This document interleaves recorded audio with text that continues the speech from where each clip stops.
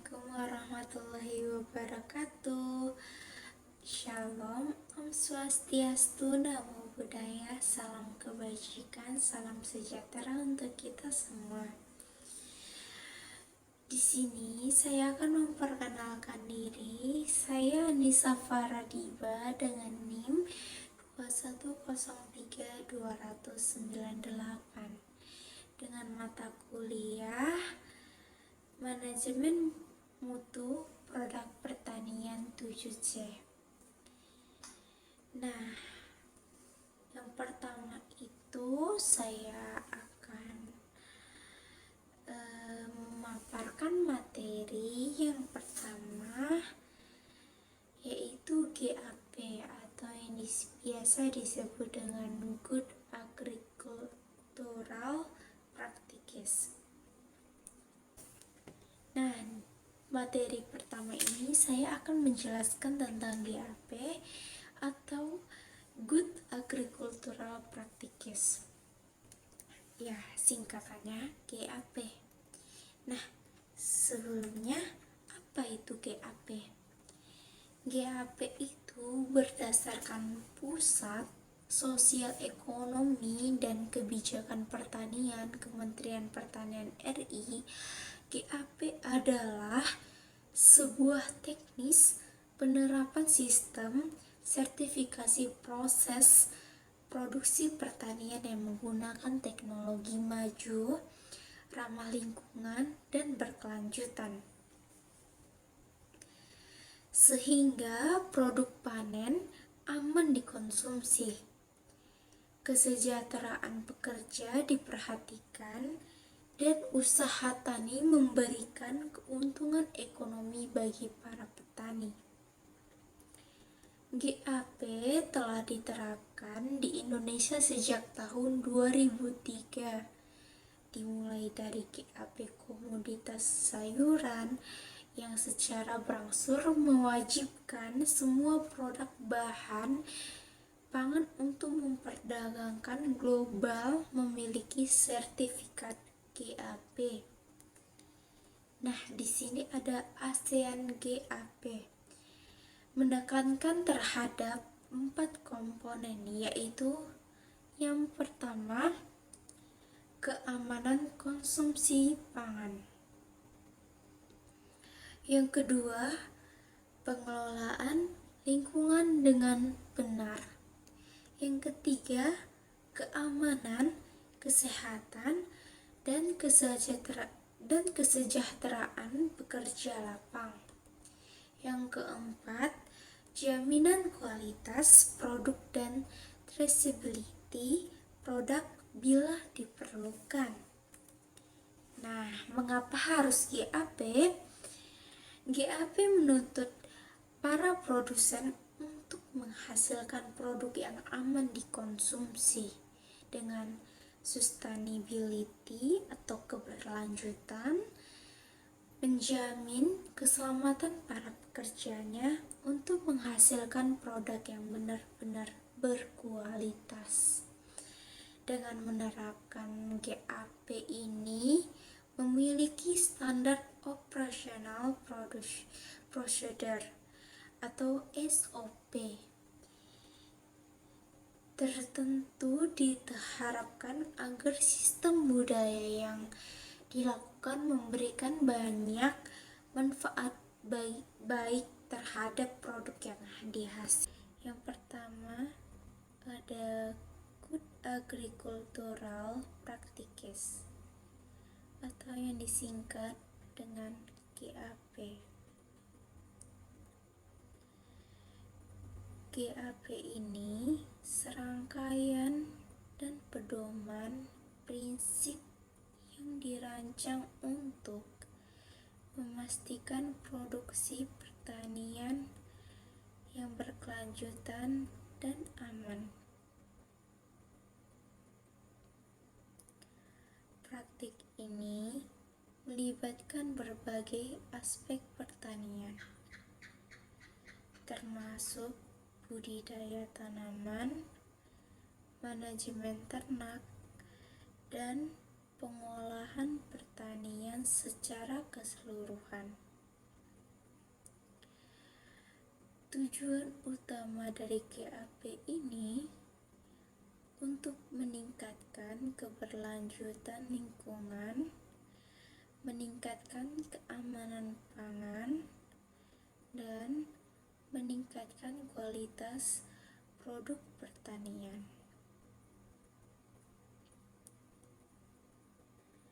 Pada umumnya, GAP melibatkan pengikutan metode yang direkomendasikan untuk persiapan tanah, pengolahan air, pengendalian hama, dan penggunaan input seperti pupuk dan pestisida dengan bijak. GAP juga menekankan kebersihan yang baik selama panen, pengolahan, dan pengemasan untuk meminimalkan resiko kontaminasi.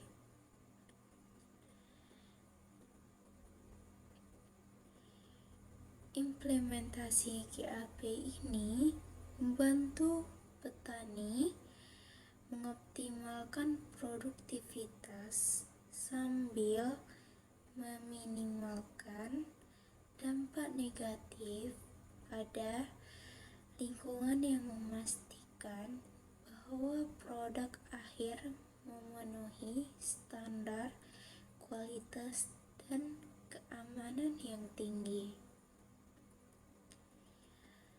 Nah, di sini selanjutnya ada tujuan dari GAP ini. Yang pertama itu ada keberlanjutan lingkungan, meningkatkan pengolahan sumber daya alam seperti tanah dan air dengan cara yang berkelanjutan, sehingga pertanian tidak merusak lingkungan. Yang kedua, keamanan pangan.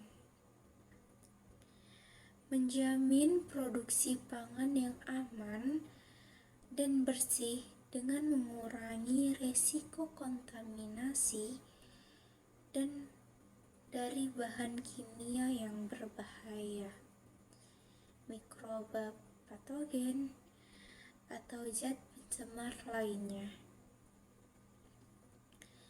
Yang ketiga, kesehatan petani dan konsumen. Menjaga kesehatan petani melalui penggunaan yang bijak terhadap pestisida dan input lainnya, serta memastikan produk pertanian yang aman untuk dikonsumsi. Yang keempat, optimalisasi produktivitas. Meningkatkan efisiensi produksi tanaman dan ternak untuk memastikan hasil yang maksimal dengan menggunakan input secara efektif. Yang kelima, kualitas produk pertanian. Memastikan kualitas produk pertanian agar memenuhi standar tertentu, baik dari segi ukuran, bentuk, maupun karakteristik lainnya. Dengan mencapai tujuan ini, GAP berkontribusi pembangunan pertanian yang berkelanjutan dan berdampak positif pada kesehatan manusia dan lingkungan. Fungsi dari GAP ini yang pertama itu ada meningkatkan keberlanjutan lingkungan.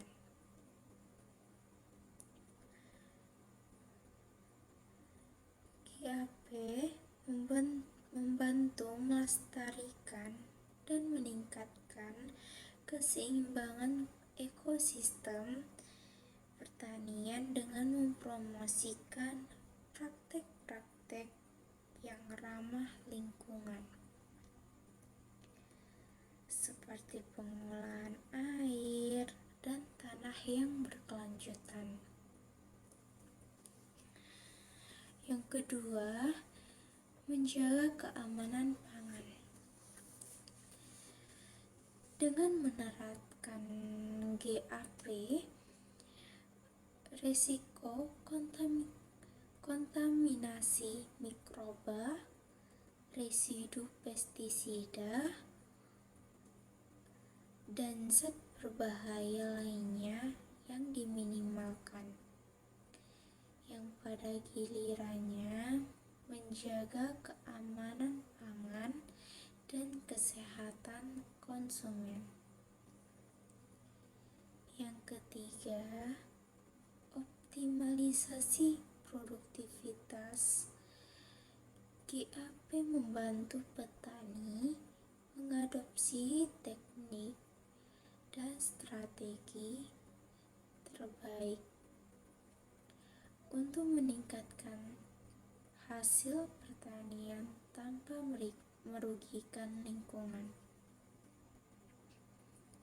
sehingga mendukung produktivitas yang berkelanjutan.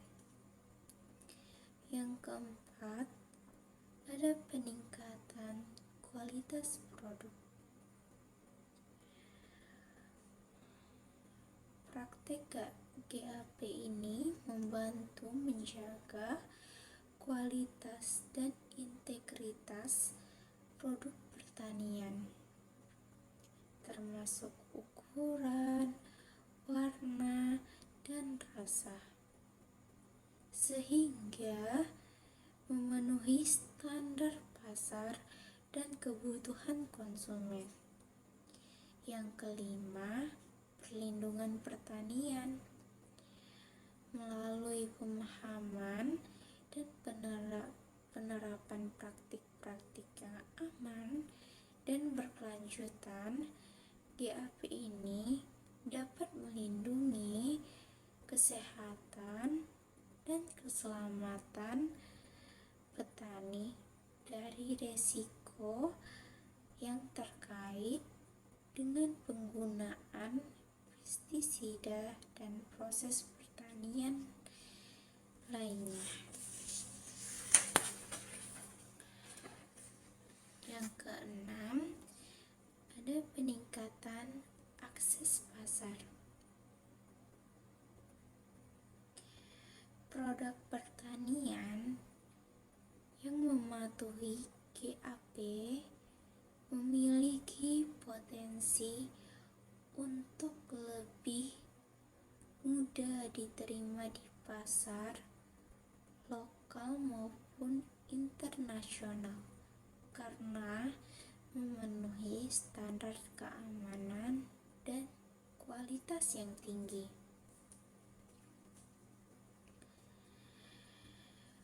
Nah, di sini ada proses pendaftaran atau registrasi dari Good Agricultural Practices atau yang disingkat dengan GAP.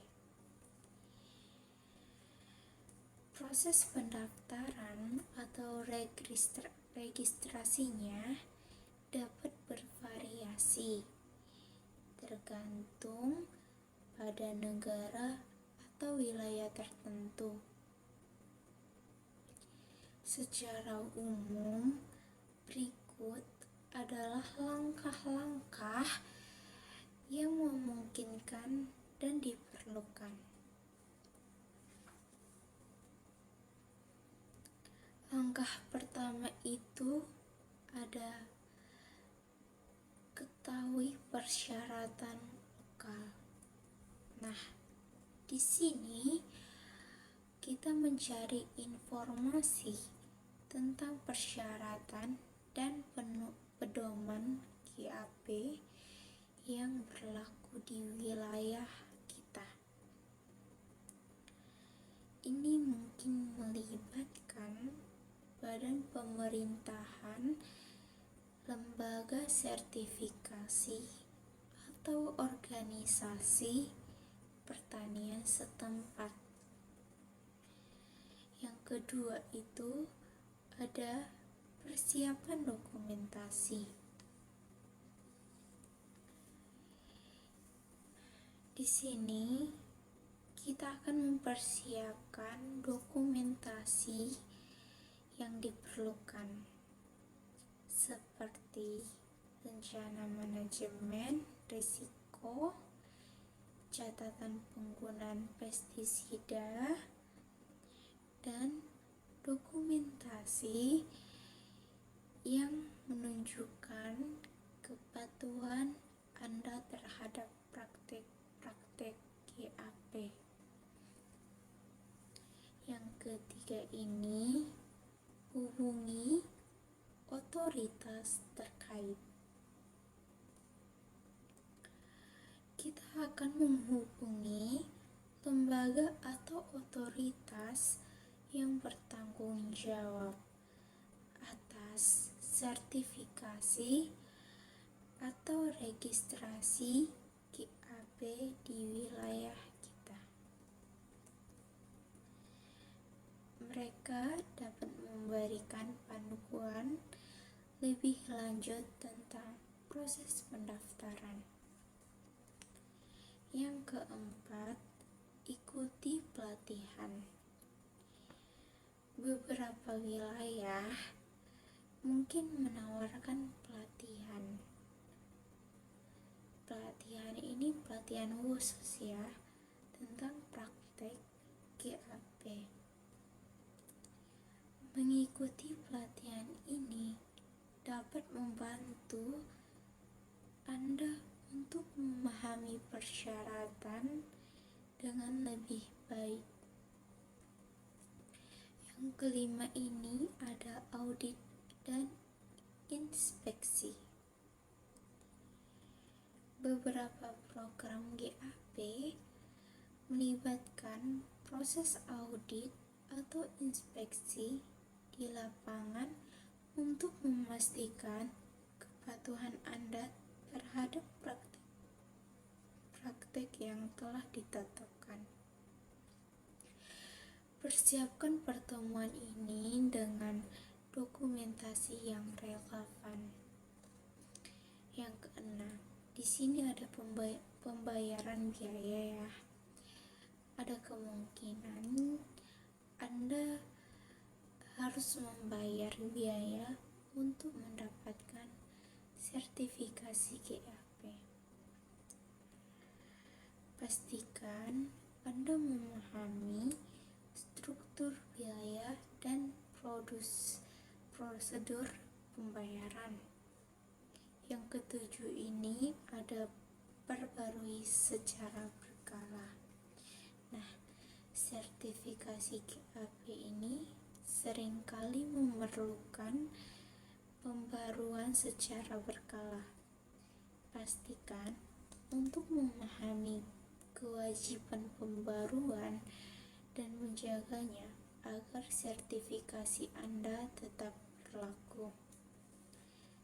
Ingat bahwa proses ini dapat bervariasi. Anda sebaiknya berkomunikasi dengan otoritas setempat atau lembaga yang terlibat untuk mendapatkan informasi yang paling akurat dan relevan dengan situasi Anda. Sekian, di sini saya sudahi menyampaikan tentang Good Agricultural Practices atau yang disingkat dengan GAP. Contoh dari Good Agricultural Practices Yang pertama itu ada contohnya GAP dalam analisis SWOT, yaitu strength, merek yang kuat, tim manajemen berpengalaman, weakness, kurangnya kehadiran online, biaya produksi yang tinggi, opportunities, ekspansi pasar internasional, peningkatan permintaan industri, thirds, persaingan yang ketat, perubahan regulasi. Yang kedua itu ada GAP dalam analisis keuangan. Gross profit margin. GAP dapat merujuk pada perbedaan antara pendapatan kotor dan biaya produksi. Return on investment. GAP dapat mengidentifikasikan perbedaan antara hasil investasi yang diharapkan dan yang sebenarnya. Yang ketiga ada GAP sebagai celah atau jarak. GAP generasi, celah dalam pemahaman atau preferensi antara generasi yang berbeda. Dan yang kedua itu ada GAP teknologi, perbedaan antara kemajuan teknologi saat ini dan adopsi teknologi masyarakat. Yang keempat ini ada GAP dalam kebijakan atau kelayakan. Di sini GAP keterampilan, kesenjangan antara keterampilan yang dimiliki oleh angkatan kerja dan yang dibutuhkan oleh industri. GAP kebijakan. Di sini GAP kebijakan kesenjangan antara kebijakan yang ada dan kebutuhan masyarakat atau perkembangan baru. Nah, yang kelima itu ada GAP sebagai singkatan. GAP sebagai singkatan itu ada Good Agricultural Practices, praktik pertanian yang baik untuk memastikan keberlanjutan dan keamanan hasil pertanian. Dan yang kedua itu ada GAP atau Key and Proud, identitas untuk mengidentifikasi seseorang yang terbuka tentang orientasi seksualnya. Pastikan untuk memberikan konteks lebih lanjut agar dapat memberikan contoh GAP yang lebih baik, spesifik sesuai dengan kebutuhan dan situasi tertentu. Nah, di sini saya menjelaskan dari manfaat GAP itu tersebut.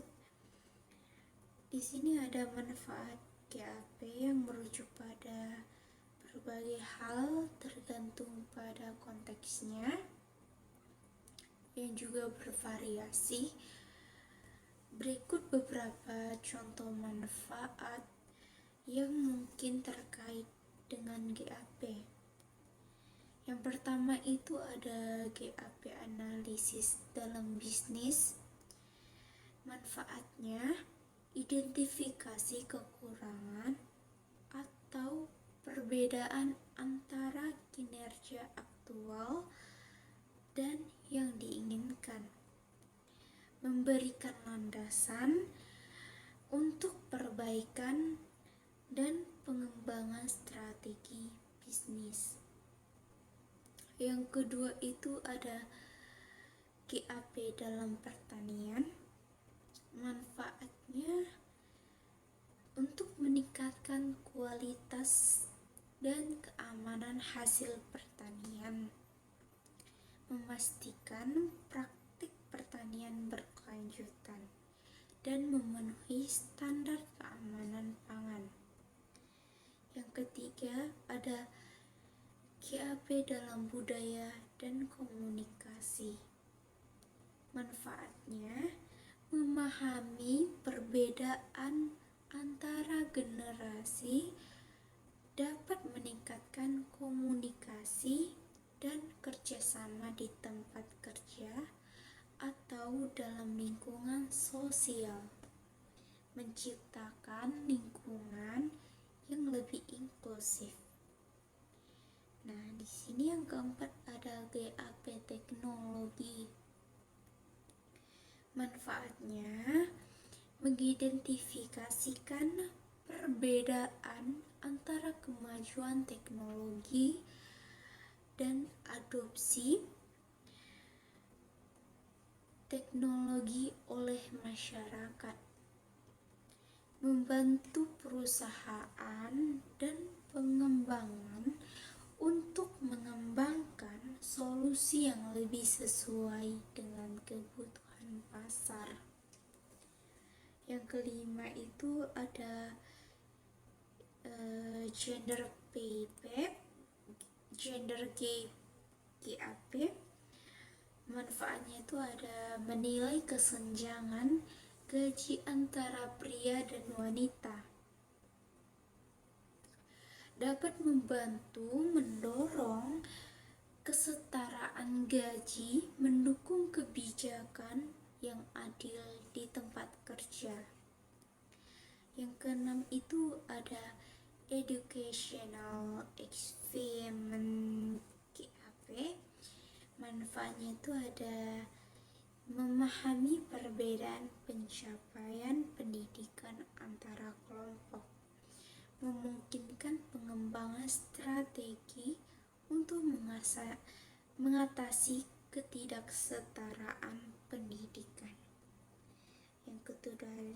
Yang ketujuh ada polisi GAP atau kesenjangan kebijakan. Manfaatnya di sini menilai kesenjangan antara kebijakan yang ada dan kebutuhan masyarakat atau perkembangan baru, membantu pemerintah dan organisasi untuk membantu kebijakan yang lebih responsif. Di sini ada yang ke-8, mind the gap atau kesadaran terhadap kesenjangan. Manfaatnya itu meningkatkan kesadaran terhadap perbedaan atau kesenjangan, dapat memotivasi tindakan untuk mengurangi atau mengatasi kesenjangan tersebut. Yang ke-9 di sini ada service GAP dalam pelayanan pelanggan. Manfaatnya itu untuk menyadari kesenjangan antara harapan pelanggan dan pengalaman aktual, memungkinkan perusahaan untuk meningkatkan kualitas pelayanan. Pentingnya untuk mengidentifikasikan konteks spesifik di mana GAP ini digunakan untuk memahami manfaat secara lebih tepat dengan situasinya. Nah, mengapa harus GAP? GAP menuntut para produsen untuk menghasilkan produk yang aman dikonsumsi dengan sustainability atau keberlanjutan, menjamin keselamatan para pekerjanya untuk menghasilkan produk yang benar-benar berkualitas. Dengan menerapkan GAP ini memiliki standar operasional procedure atau sekian dari penjelasan saya yang saya berikan. Semoga bermanfaat untuk kita semua. Saya akhiri. Wassalamualaikum Wassalamualaikum warahmatullahi wabarakatuh. Bye bye.